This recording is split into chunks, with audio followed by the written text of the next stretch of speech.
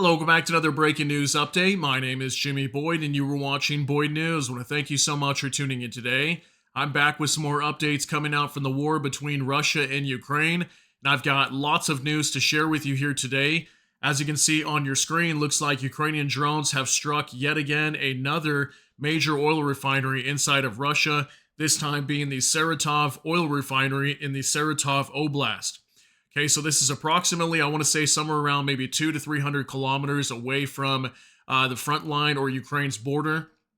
So I'm going to give you guys some more information on this strike today. We can see in the video footage, looks like it took a direct hit, as we can see a consistent flame from one of these oil tanks exploding. Okay, so we'll talk about that some more today. Also, last night, Ukraine coming under heavy drone and missile attack once again from the Russians. I think we had upwards of almost 100 drones fired into Ukraine again last night, and some guided missiles being dropped also on Ukraine.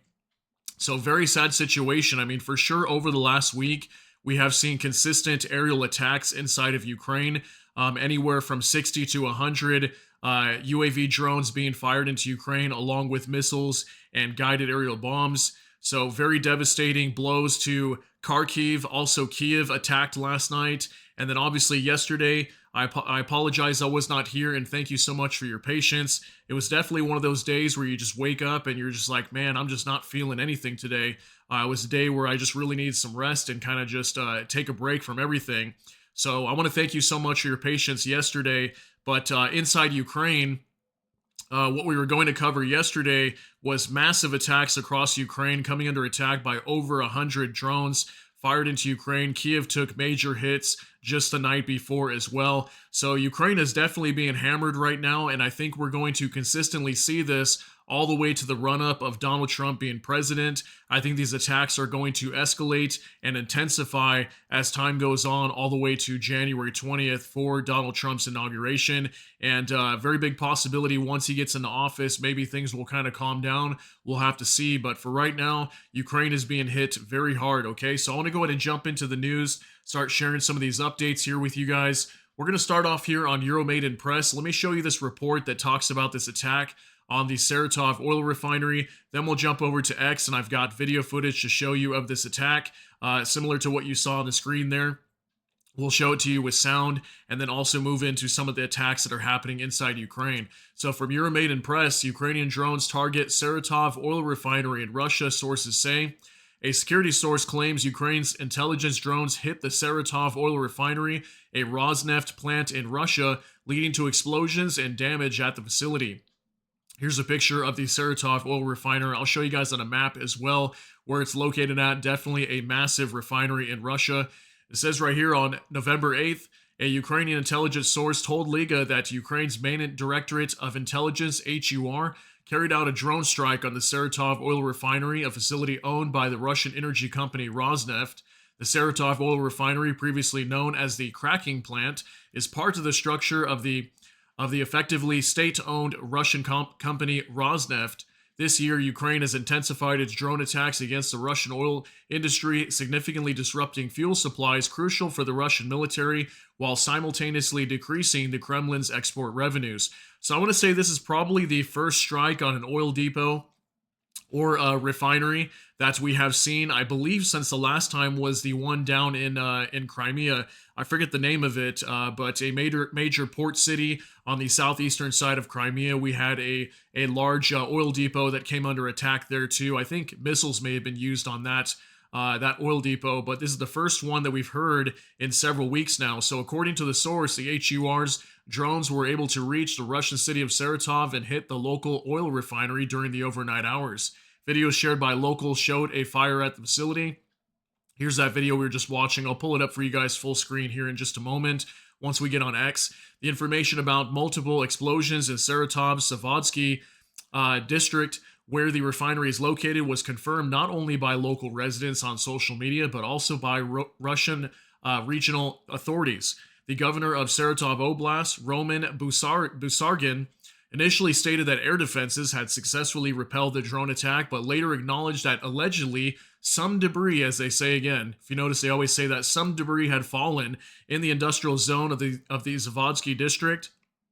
Busargin said that as a result, the air defense operation, 13 windows were blown out in one of the nearby residential buildings. According to Saratov 24, drone debris crashed on the premises of the Saratov oil refinery, reportedly hitting a fuel tank and one of the specialized installations. The source providing this information to journalists could not confirm whether a fire had occurred. Well, according to the video that's popped up on social media, it looks like we definitely had at least one oil tank that was hit, as we're going to be able to see a consistent flame, just like here in this video. The source within the Ukrainian military intelligence confirmed the drones hit one of the refinery's processing units, as well as fuel storage tanks, referring to reports by local residents. Prior to this, Russian propagandists had reported seeing a plume of smoke coming from the direction of the refinery.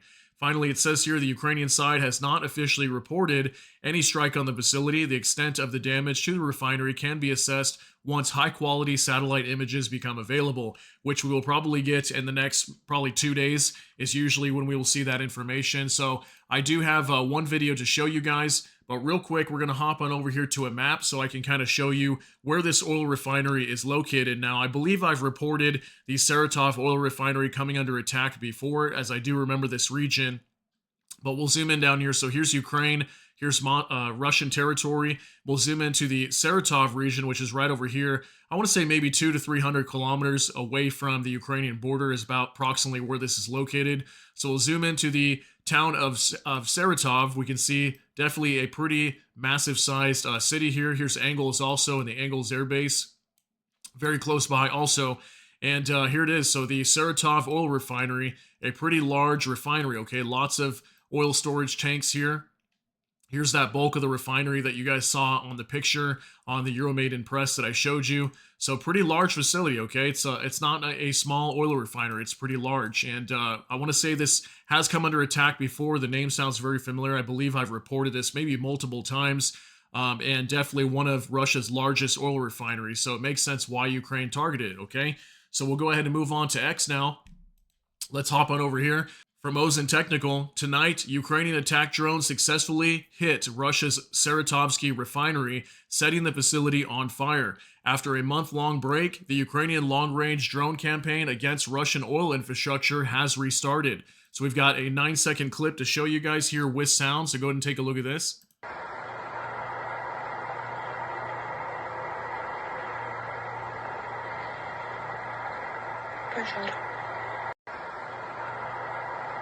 All right, so once it starts to zoom in, you can really see a major flame here. I wouldn't be surprised if multiple fuel storage tanks were hit, but definitely some major damage being done to this oil refinery, as it looks like we had a direct hit from a Ukrainian drone.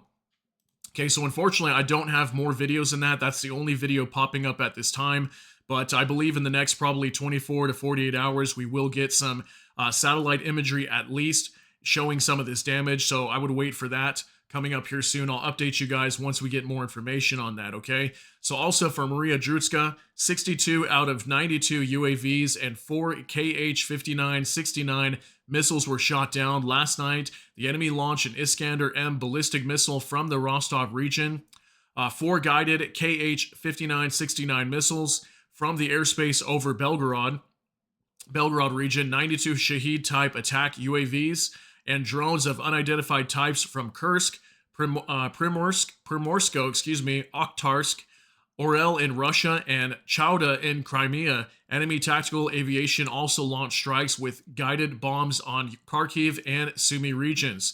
As of now, the downing of 4 guided Kh-59-69 missiles and 62 enemy UAVs have been confirmed in Odessa, Mykolaiv, Kiev, Sumy, Kharkiv, Poltava, Kirovohrad, Zhytomyr, Chernihiv, Dnipropetrovsk, Klemensky, and Ivano-Frankivsk regions. I mean, look at that, guys. So many regions coming under attack inside of Ukraine. I want to say it's almost the same regions that are struck almost every time.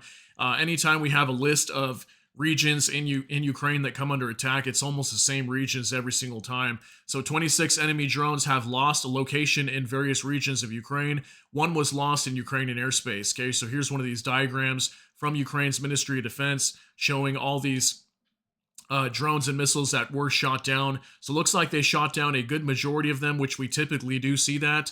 But there is some reports of damage inside, especially Kharkiv tonight. Not so much Kiev. I believe Kiev did come under attack once again, but majority of the damage inside Kiev was actually reported yesterday. Definitely heavy strikes. I think there was eight hours of drone attacks going on inside of Kiev, and imagine trying to sleep there throughout the entire night while there's air raid sirens consistently going off. I mean, it's absolutely insane, guys. The poor people of Ukraine are definitely suffering from this. So next reports, 25 injured after overnight shelling of Kharkiv, 3-month-old baby among them.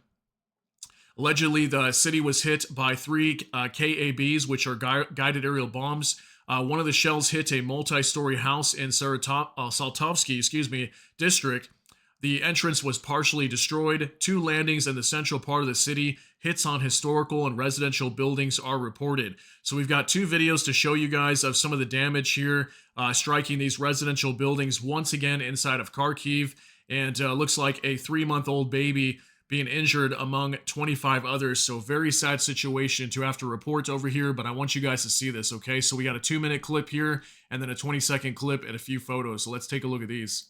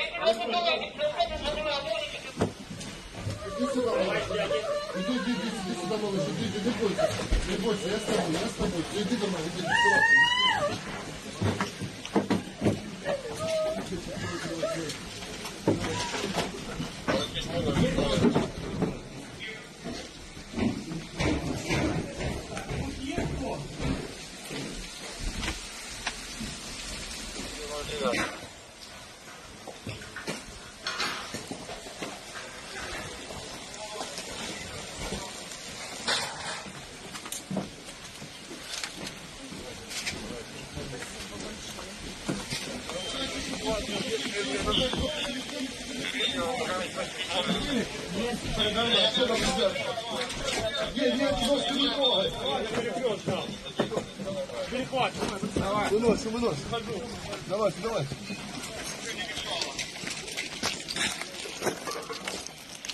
Мужики, полиция, дайте кто-то свет, пожалуйста, сюда зайти.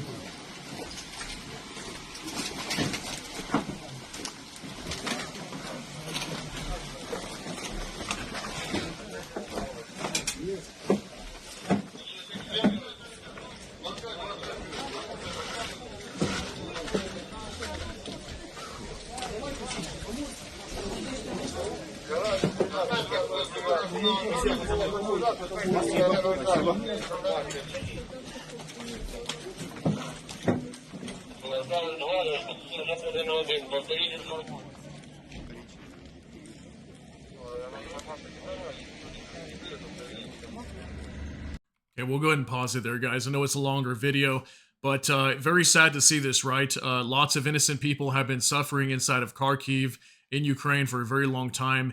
And I know we report a lot of these strikes on Kharkiv, but I think it's important to understand that a lot of innocent people are suffering by these attacks almost repeatedly every single day. Especially Kharkiv, I would say, is probably hit the most out of every city inside of Ukraine. So very sad to see this. And if you notice, many of the times these attacks and people having to be saved are inside of these residential buildings, okay? These tall multi-story buildings where a lot of people are living in them is typically what is hit, okay? So we've got another 20-second clip to show you guys some of the damage from one of these bombs that were dropped on the side of one of these residential buildings. So let's take a look at this.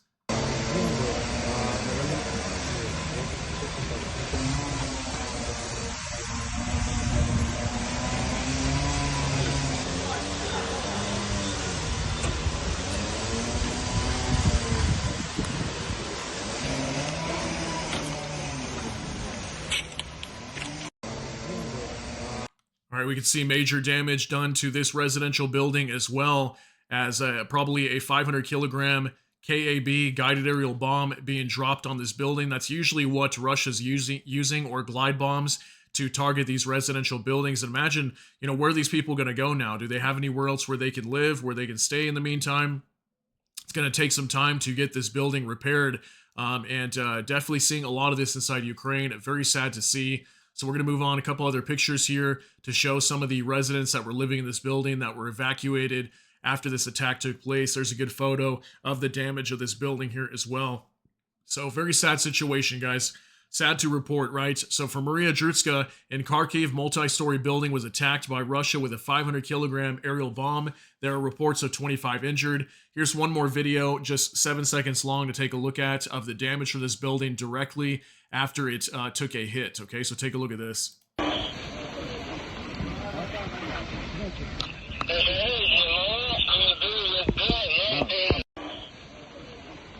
Okay, so as we can see, the devastation from this attack.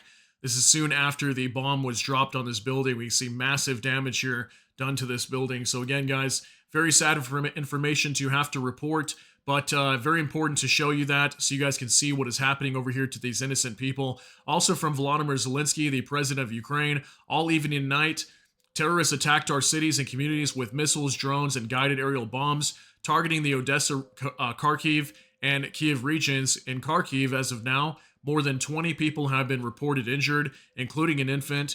Residential buildings and infrastructure were damaged. In Odessa, strikes damaged ordinary homes. One person was killed. My condolences to the family and the loved ones. 9 people were injured. Emergency rescue operations continue in Zaporizhzhia following yesterday's attack, which has so far claimed 8 lives and injured more than 40 people, including 4 children. Last night, our forces shot down 4 missiles and approximately 60 strike drones launched by Russia against Ukraine. I'm grateful to our defenders of the sky who are doing everything possible to protect our people from this terror, and to everyone involved in rescue and assistance efforts. Each time Russia attempts to destroy our lives, it is crucial to respond collectively and decisively at the international level to reduce and block the potential for terror.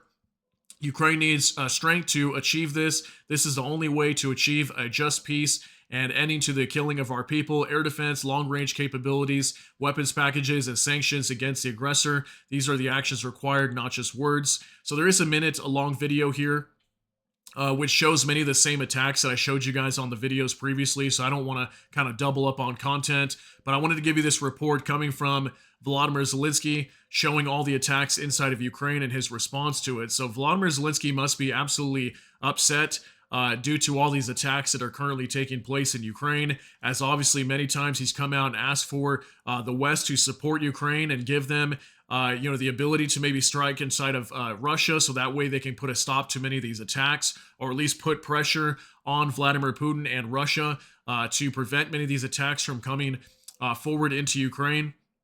So I'm going to show you guys a video from Volodymyr Zelensky speaking just the other day at a conference as well. He definitely is very upset with all these attacks. So this also happened yesterday. This was inside of Kiev that I wanted to share with you guys. I believe this is called the Jack House. It's like a hotel, and I believe they have a nightclub here on the top and a pool.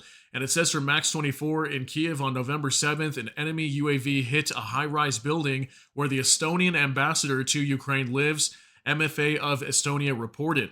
So here's a picture of that building. Took a direct hit on the top floors. We can see there a major fire broke out after it was struck, okay? And according to this information, the Estonian ambassador to Ukraine lived in this building on the top floor where it was actually struck. Okay, also here's another picture coming out from the Kiev Post. The residence of the Estonian ambassador in Kiev was targeted by a Russian drone yesterday, destroying the entire top floor at 5:30 a.m. The ambassador was not harmed and she was not in the building at the time. The de-escalation, quote-unquote, continues. Okay, so here's a picture inside that unit when it came under attack by this Russian drone. Did some major damage, destroying the interior of it, okay? So obviously it caught on fire as well. So moving on to another update, Bliskovka. The number of dead in Zaporizhzhia increased to 9, according to RMA. This was reported yesterday. There was multiple people that were reportedly killed and also injured inside of Zaporizhzhia as we had a major attack there. The photo shows the deceased mother, Sonia, and 1.5-year-old baby, Adam. This photo is the only thing that survived in the apartment. Now doctors are fighting for the life of another child who was injured during this attack. A 5-year-old boy is in extremely serious condition. He underwent surgery and is on ventilator. So here's pictures coming out yesterday from Zaporizhzhia as well. Zaporizhzhia was under attack yesterday by at least 5 missiles and bombs being dropped on the city. Major damage reported, and unfortunately we had a mother and a child that have lost their lives, and also 7 other people too. Okay, so 9 in total being reported just today. I think yesterday that number was up to like 4 or 5. Now it increased to 9 today. So now we're going to move on to some other updates regarding this war in Ukraine. From next up, Putin wants to reset U.S.-Russia relations on his own terms. According to the Institute for the Study of War, Moscow will only accept any reset in U.S.-Russia relations if the U.S. lifts sanctions and ends its support for Ukraine, an analyst said. So this is something that's been talked about for a little while now. Will Donald Trump lift all the sanctions for Russia? Some people look at that as, well, Donald Trump is only supporting Russia, not supporting Ukraine. They should not lift sanctions. They should just support Ukraine, give Ukraine everything they need to continue fighting this war. But Donald Trump has a completely different path, okay? He sees things differently, and doesn't necessarily mean that I'm agreeing with him, but this is kind of the way that he says things, is that he wants to lift all the sanctions for Russia, as he's come out and said that sanctions on Russia primarily hurts the West, including the United States. And sanctions don't really do a whole lot to put a stop to this war. I mean, we've kind of seen that in a way. Sanctions are doing some work, and I will show you guys some evidence of that here in just a little bit, to put pressure on Russia, but it has not completely stopped the war as many people thought maybe it would. And we'll have to see, is Donald Trump going to lift sanctions on Russia moving forward in the future? Very possible. And then also, could the relations between the U.S. and Russia improve? Maybe that'll be the thing under Donald Trump. We'll have to see once he gets into office in January, okay? Also from American AF, breaking, Donald Trump accepts Putin's offer for a call to discuss ending the war in Ukraine. That was fast. Okay, so looks like Donald Trump and Vladimir Putin are going to be meeting in a phone call at some point soon in the future to discuss ending this war. We'll see how things go. I think, Putin at first wasn't really open to speaking to Donald Trump. I think even in the beginning, he didn't even want to congratulate him, but he eventually did at a conference he was speaking at just the other day as well. And it looks like they'll be talking in the future to potentially end this war. We'll see what happens. Also from Glasnost Gone, now this, all sources said stuff, but President Zelensky is said to have been somewhat reassured by what he heard from Trump's call on Wednesday. So Zelensky did speak to Donald Trump on Wednesday as well, congratulating them. That's what this information is talking about. Although no firm details of what Trump's plans were discussed, Elon Musk said to have chipped in, promising Zelensky he'll continue to support Ukraine with Starlink. Musk has shown himself to be wholly pro-Russian and promotes some of the worst Russian propagandists on this platform. So one can only hope he's not advising Trump on matters in Ukraine. So yeah, apparently looks like Elon Musk got involved in the phone call between Donald Trump and Volodymyr Zelensky. So looks like Zelensky is somewhat happy or reassured on some of maybe the details on Ukraine, on how this war is planned to end. Maybe some things will be in Volodymyr Zelensky's favor, and maybe some not. Some maybe even in Russia's favor. And we'll talk about that as we move on too. I have a few updates regarding that.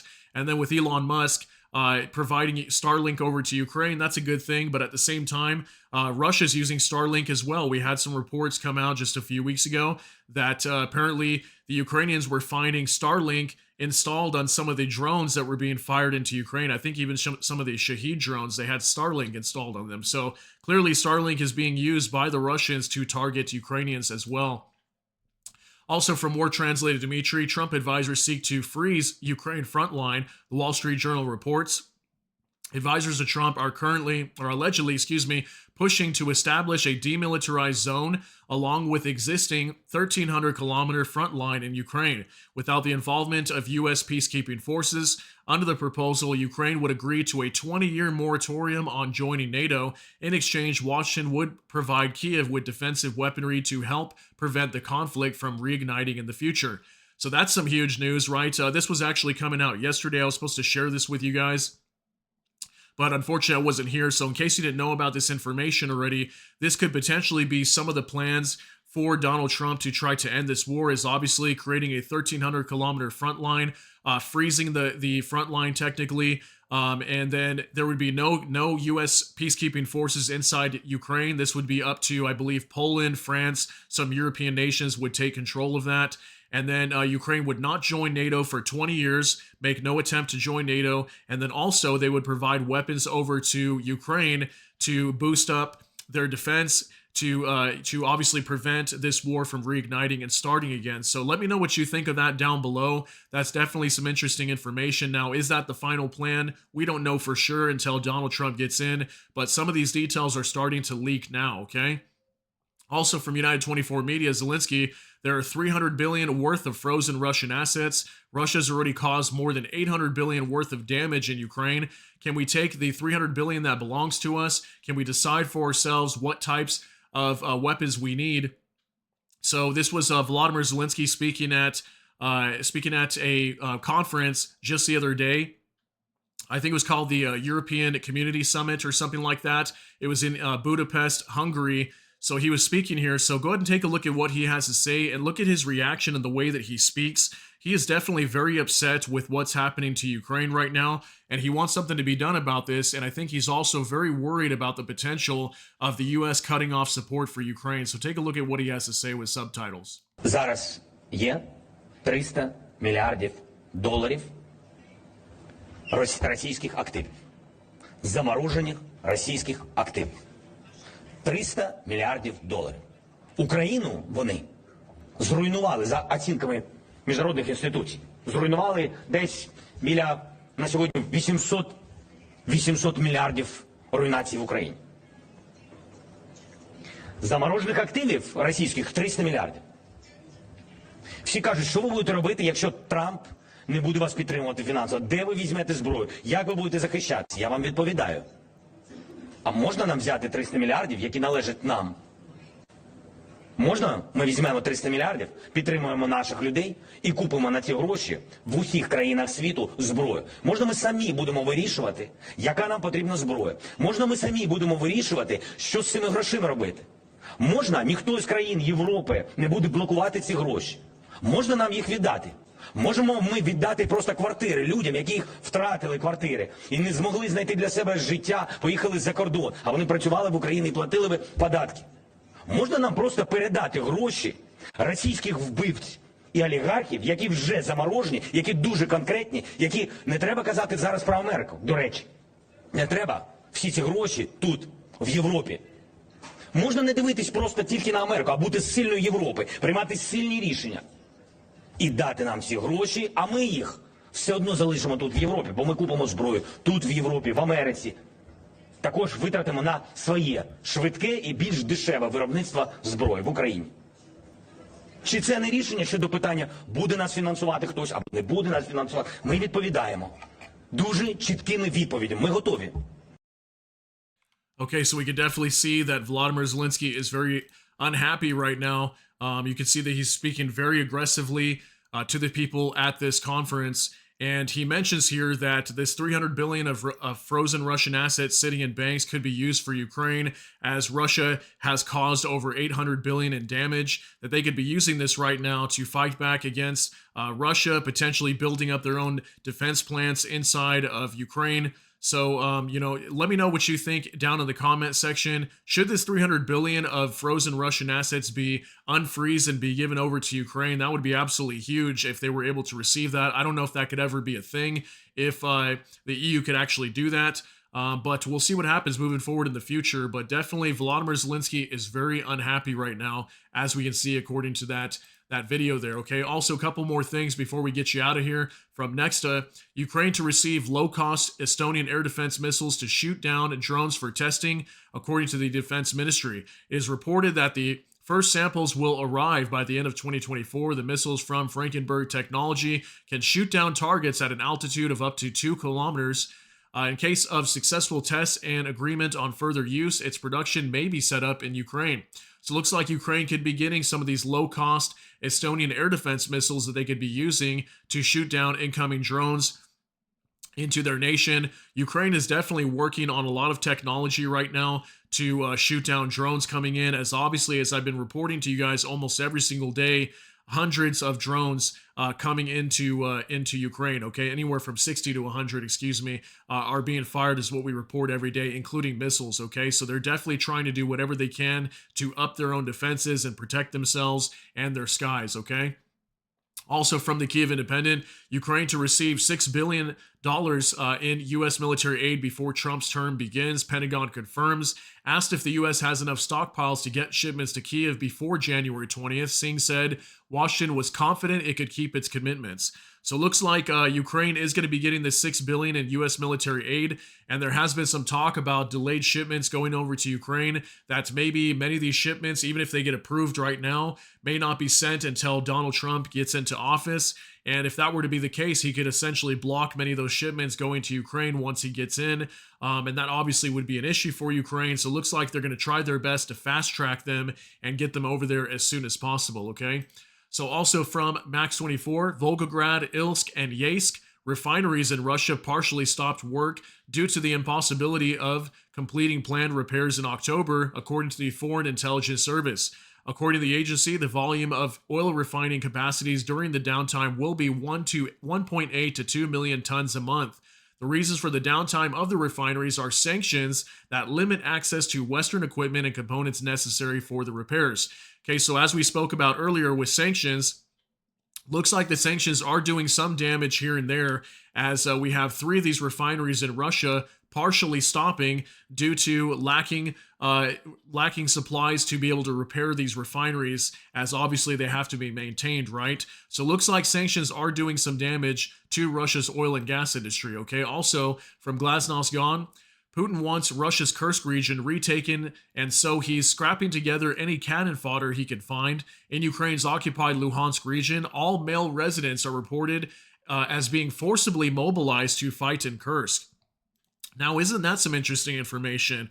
So these would technically be Ukrainians, former Ukrainians. Then this area has been taken over by Russia. Now the Russian authorities over there are trying to force many of the residents to go fight over in the Kursk region against the Ukrainians. Isn't that crazy to think about? If this is true, if this is the case, that's absolutely insane. I can't believe that they're doing that.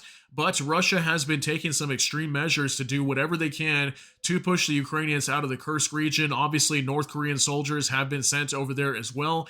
Anywhere upwards of 10 to 11,000 have been reported. So Russia's doing everything they can to push Ukraine out of the Kursk region and to continue their offensive on the eastern side of Ukraine.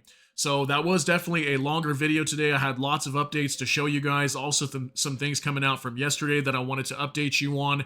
So again, I want to thank you so much for all your patience and for being here today. If you got something out of this update, please smash that like button. Also, if you enjoy my content, please consider subscribing down below. Hit the notification bell. That way YouTube can notify you. And with that, hope you all have a great day. Everybody take care and God bless. And we'll see you in the next one.